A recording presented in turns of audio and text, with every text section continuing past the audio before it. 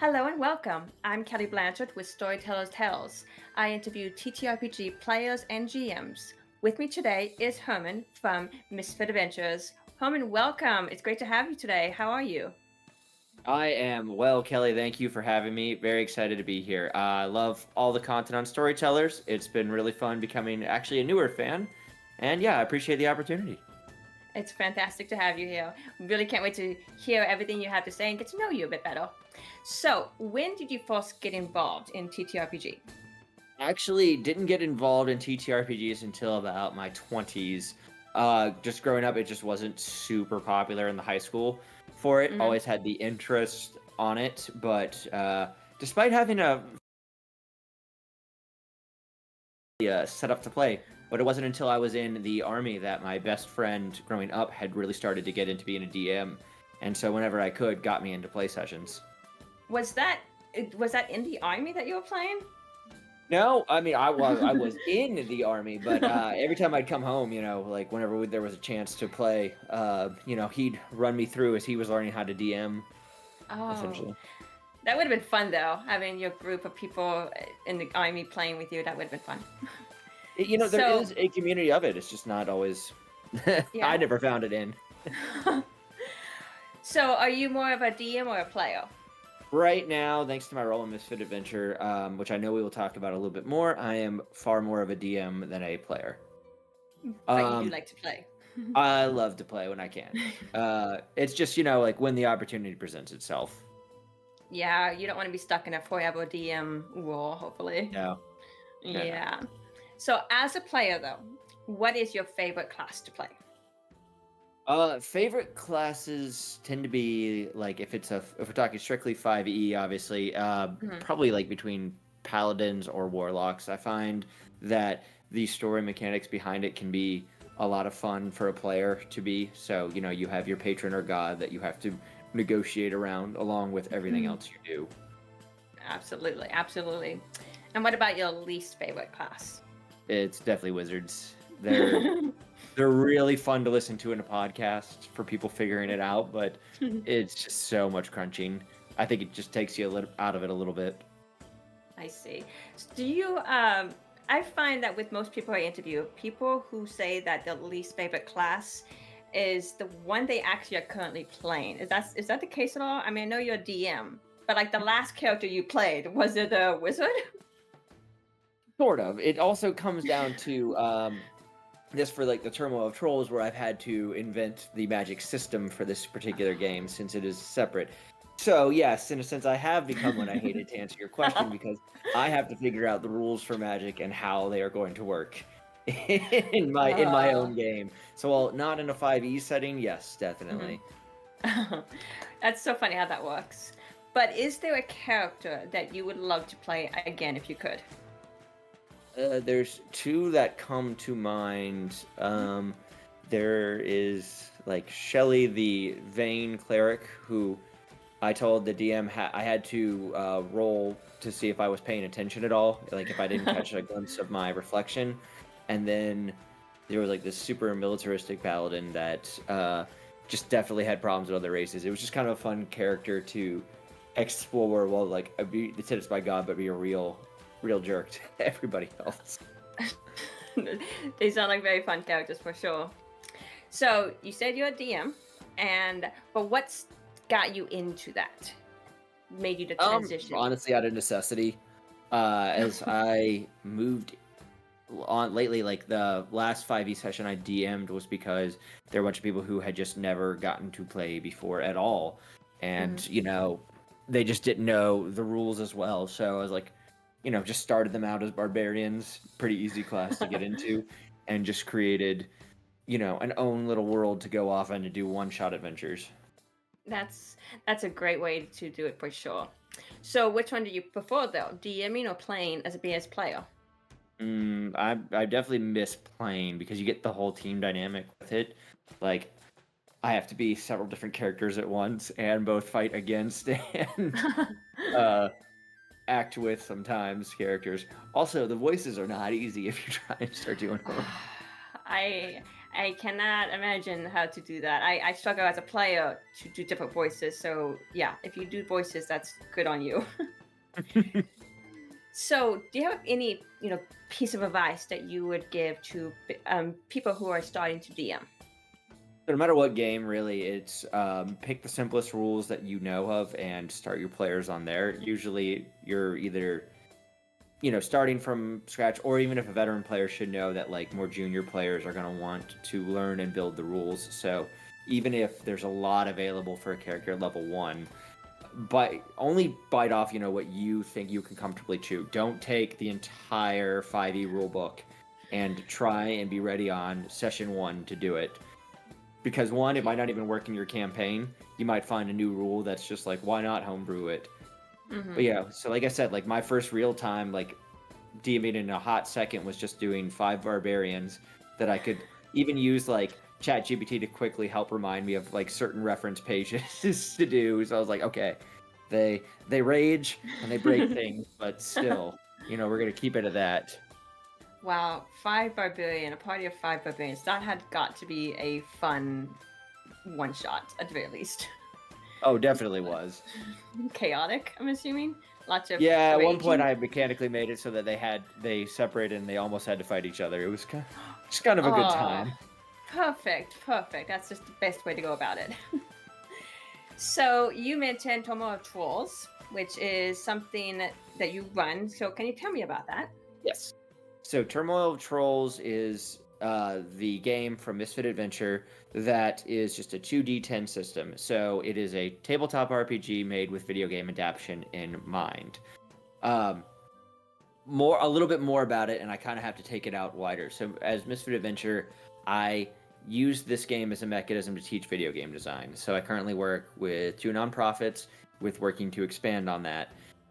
In order to learn how to programmatically make a game, I decided to kind of backwards plan from, what rules would work and be easily programmable and how would that translate to dice.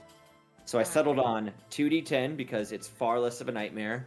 Props to people like Larian Studios who made Baldur's Gate 3, because that is even more impressive than I thought, and I was already super impressed for it. But it's a game system that was designed to be a little faster in playing because I usually teach middle school to high school, and Mm. then from there they could keep students' attention, and because it only requires 2 dice the entire time, you can really like get into the action and play. Interesting. That's a lot of information. I have so many questions. But you said you based this off of TTRPG, right? So, like, Yeah. what inspired you to do that? Honestly, I tried to do 5e first. Like the world of or the worlds you could create are just so vast, and they can really be your own. It's just a lot of fun. But then when it comes to it, I think one of the first real rules of game design is make the game you can. And both when I was trying to make it and especially trying to teach it, figuring out what assets maybe students from lower income areas or whatever might have, it's Hmm. hey, what could we realistically get in front of them? And, what could we make from there? Wow, that's amazing. So, you said you have your own dice system. Like, how did you come up with that? How did you settle on the 2d10? I looked at a bunch. I think when it came down to it, it was a couple of different tests. 20-sided dice, just like a 20-sided dice roll would be easiest and most common, but it takes a lot of maybe some of the drama in dice rolls in. Mm-hmm. And I felt like, 6-sided, which would be my next best bet, was going to be a little too simple, and I almost felt too limiting. Mm-hmm. Whereas I felt like, you know what, like D10, has that same amount of sides, but one bad roll and one good roll could, maybe even out for a player character. So I was like, all right, that can be fine, And then it was just a series of play testing on what rolls would or wouldn't succeed. Mm, yeah. So, how does Tomo Trolls teach video game making? How does that work? So, I will plug it just because some of the Storyteller Chronicles are in a game that we're doing right now for it. It is about like learning an engine. In this case, we're using RPG Maker. So from that 2d10, if you roll damage, what does your attack do? You'll see the menu, you'll see it has a standard formula, but how do we change that attack formula to match a dice roll? So the whole Mm, point of it is to how do you program your own magic? How do you program your own attack? How do you make it so that your character's dialogue choices succeed or fail based on a roll? So we teach them how to use that with a pretty intuitive game system so that they know what they should be seeing too, instead of mhm. like, any outrageous results. But it's Interesting. going to have to touch on each and every aspect of the game, including like the stats or the 5 skill trees that we give players on every character sheet. Wow, it's just a lot. I don't know how you do it. So what was the age range that you normally teach? Started off between middle school to early high school. It looks like there's more demand in even later high school years and some potentially early college. So happy to do that. Um, we won't go too far down this rabbit hole, but in terms of a video game design space, it's definitely uneven throughout. Mm. So it's one where it's resource intensive. So without maybe any proper guidance, a lot of people do seem to be getting left behind. Oh, yeah. I mean, my husband loves to play video games, and if he knew, and like, I think he would love it too. But because he does he plays with me with D&D as well. So Oh, it's just, wonderful. it's a fantastic idea what you've got going on. So now you mentioned that this is part of Misfit Adventures. So can you tell me more about Misfit Adventures itself? So yeah, Misfit Adventure is going to have multiple games. Just Turmoil of Trolls is our flagship. We use Uh, that to teach right now off of RPG Maker, and we're making a simpler version of Turmoil of Trolls for like it's called Microsoft Make Code Arcade. Maybe you've heard of Scratch. It's a drag and drop game. Well, basically, right. those are like two engines where you drag a block snippet of code, and students learn from an earlier age how to put that in. So it's really to get to start to how do you get your idea and story onto the screen. Wow. That's a really, really fantastic way of going about it for sure. So, what has been your journey with Misfit Adventures? Like, how do you get to where you are now? The first thing about any game, and for anybody who might be listening, whether you have your own homebrew, a 5e, or you have your own game system that you've been working on, you just kind of have to go in and do it. I looked up some associations. The president of the Georgia Game Development Association was super helpful. Told me a convention, like, you got to go, you got to get a table, and you just got to start showcasing it. Mm. So I did my best pitches, and, I just kind of started from there. So, what inspired all this, though? Like, what inspired you to take this route? Well, so I'm in my early 30s right now, and it kind of came to a point where one D&D can take a while. It's a really fun game, but like you have to have the time commitment to do it. And I just both programming wise and everything else like couldn't have anybody enjoy it on it. So it was to create that dice system right there. And then some of that I can make mine. And I've always wanted to do where if I was going to make a game, like it was going to be part of something that was going to be helpful. I taught myself how to code in general throughout the army, and like one of the only things that kept my interest was if I could make a video game come out. But you can Mm-hmm. only watch so many YouTube videos of random different games being made where you don't really learn how to make your own stuff whatsoever. Mm-hmm. Fantastic. So, what exactly is your vision for all this? Like, where are you hoping to see it go? So, I mean, I'm hoping to see it go where, we are going. Well, Terminal Trolls is trademark, but it's going to operate the same way as, D&D does, where you can take your own game. You can take the game templates that we have off on misfitadventure.com and that we are still uploading a couple of our one-shots to where you can make it your own. You can make it, you can publish it. The licensing is pretty standard for sharing or doing whatever you want with. Love to get as much, popularity with it in terms of just like as a game that people know either from easy video games to a fun tabletop experience. And then we're using that to drive more and more educational opportunities for students who either want to learn, want to get in the space, or just want to maybe just try this for their first time. That sounds like so much fun. I really hope that it goes there.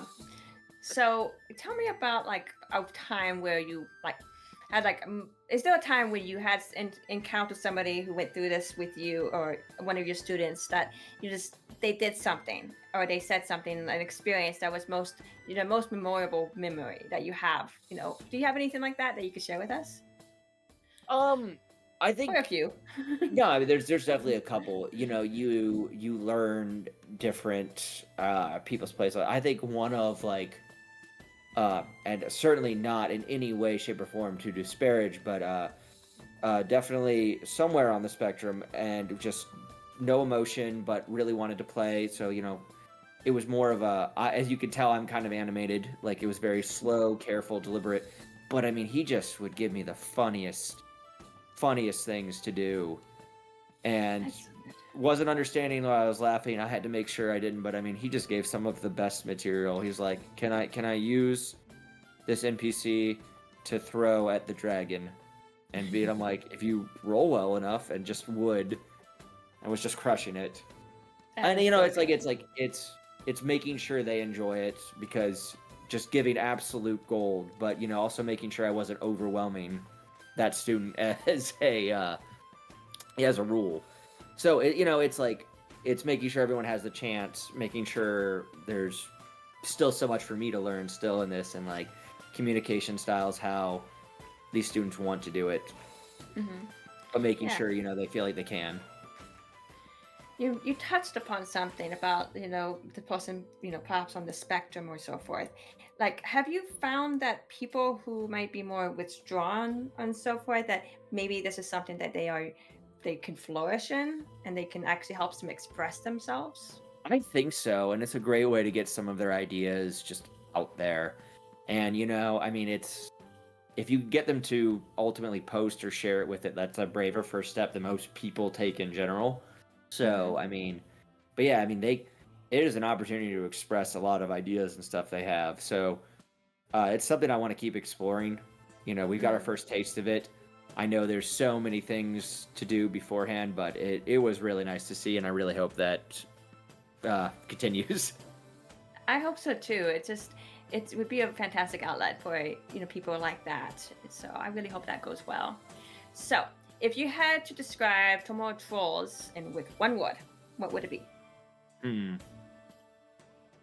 Fast. Okay, that makes sense. All right. So what about Misfit Adventures? So if you had to describe that with one word, Mm. Helpful. I would hope so. So, for most people, this is probably the first time, or not for most people, for some people who are watching our channel, this might be the first time that they have heard about you and Misfit Adventures and so forth. So, can you you told us a lot, which is really really great, but can you give us a quick summary of what they can expect if they were to look into your program or even join your class?